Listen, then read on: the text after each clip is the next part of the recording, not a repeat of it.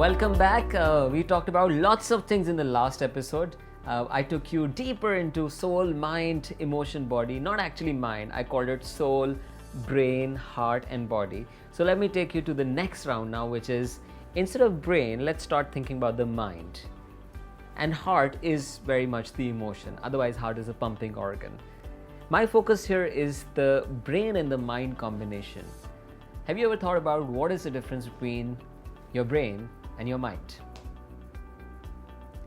Many times we use them interchangeably. Sometimes we struggle using them. But there is a huge difference, just like there is a difference in your computer and in the software it uses, the hardware and the software. The brain is the organ which sits between the two ears and behind the forehead. The mind is the functioning of this organ. And that functioning really determines what do you make of this amazing body that you have and the life that you have. As we know, you can have amazing hardware, you can have the most fantastic range of hardware, you can have a server machine, you can have a MacBook, you can have an iPhone, you can have the best of the Samsung phones, but what if the software of that laptop or that phone is messed up? How far can you go without the software? We all know for those people who have had a bad time with their phones and they lost the software, the phone became nothing but a brick. And it could be used only as a paperweight. Same is the case with us. If we are not able to leverage on this amazing hardware that we have, and for that we need the right software, we are no better than bricks. We are no better than dead people. Therefore they say most people die at the age of 40 but are buried at the age of 75. Essentially, they've become like phones which have lost the software. That is the significance of software. I also want you to think of another alternative here. What if you have a really obsolete software? Imagine using Windows 98 in today's times. What can you do with your amazing laptop? What can you do with your amazing computer, the desktop computer that you have? Imagine using the DOS operating system. Remember DOS? We used to write commands on it. Try using it in today's times. What's the best that you can get out of the software? What's the best that you can get out of the hardware? Or on your phone, try using the dumb phone software, whatever it was called, the Nokia 3310 and 1100 times. Try putting that software. What's the best that you will make of the hardware that you have? Same is the case with us. Very quickly, your brain has 8.4 trillion Pentium 4 computers. Let me say this again, 8.4 trillion Pentium 4 computers. If you want to compare it with technology in the world, the 2012 research said that the entire world's technology combined, the laptops and the desktops and the mainframes, the spying equipment, the surveillance equipment, the scientific calculators, PDAs, dumb phones, smartphones, put all of them together, put all the equipments that can calculate, that have a bit of a computing power, put all of them together on one side, the entire world's technology, and put one human brain on the other side, and you could put an is equal to sign, which means in 2012 we had 6 billion and 1 people on the planet. 6 billion, all of us, and 1 was the entire world's technology combined. That's the power you carry between your 2 ears and behind your forehead. That's the human brain, ladies and gentlemen.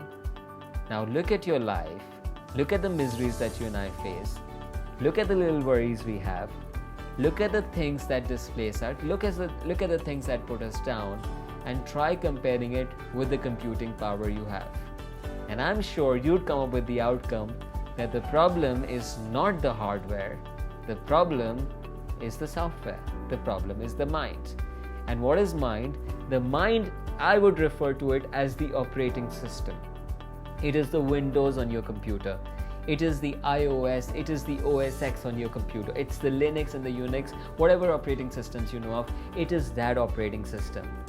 What does that operating system do? That it takes this powerful hardware and is able to make sense of it and create applications, allow applications, make a platform that is user-friendly and that the person can benefit from. Minus the operating system and the hardware is of no use to us. For us as human beings, this operating system is the long conditioning that we have gone through. Remember the elephant story? The conditioning that we have gone through. honesty is the best policy is one of the conditions in the operating system. Not all conditions are bad, but some conditions can be really, really limiting. For example, old is gold. At times old is gold, but many a times in today's world, old is obsolete. But here is a condition in the operating system.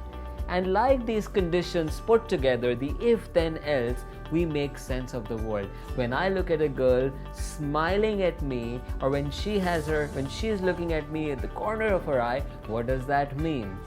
When a presenter stops or this happens, this is what it means. How we make sense of the world. When the child is born, the child cannot make sense of the world, and it's the parent and it's the community and it's the people around us that help us make sense of the world. Fast forward it today, you have an operating system in place. My question to you is it obsolete or is it up to date? Are you using an obsolete operating system on this powerful machinery? My number 2 question is, what applications do you have installed on this operating system? Do you have enough of the apps just like you have on your phone on this amazing operating system to help you do more? Isn't that what leads to a lot of confidence? My ability to pull off a lot of things, my ability to speak to you, my ability to speak in this camera, as difficult as it is. So the applications that you and I have installed is my second question. The first one is your operating system upgraded? Number 2, do you have enough applications to succeed in today's times? And number 3, and very important, are you protected? Protection, you would know, is very, very important. In computers language, we call it the firewall, we call it the antivirus, we call it the internet security suite, or whatever the name is. But essentially what it does is it helps the computer protect itself from the many bugs, from the many viruses that are around us. Apply the same analogy to us. Operating system, skill sets, and the antivirus. Do I need an antivirus? Of course I do. And especially when I'm talking about building confidence, when I'm talking about being the real me, I need to have an antivirus which tells me, Umair, I don't have to listen to everybody's opinion. Not everybody's opinion is my reality. People say something no matter what happens. If I start living my life by everything that everybody else says, I will not be the real me. It is okay to disagree. It is okay to say no to an occasion that you don't want to be part of. Isn't that all to do with confidence? So now that's the kind of antivirus we're talking about, and this antivirus will help you protect you from people, from situations, from instances that will put you down. Your operating system will help you make sense of the world, to look at all that is around you in a different way, to understand that each one of us nobody of us is perfect, and yet there is an awesome side in each one of us. Here is a command for your operating system. Try looking at the world that way. Isn't each one of us amazing in some way, and yet we have our imperfections? And the applications, ladies and gentlemen, will be small conversation about the kind of skills that will help you succeed. Because even if you have the greatest of the confidence, the confidence can get you on the floor, but your skills will get you through. The skills will guarantee success for you.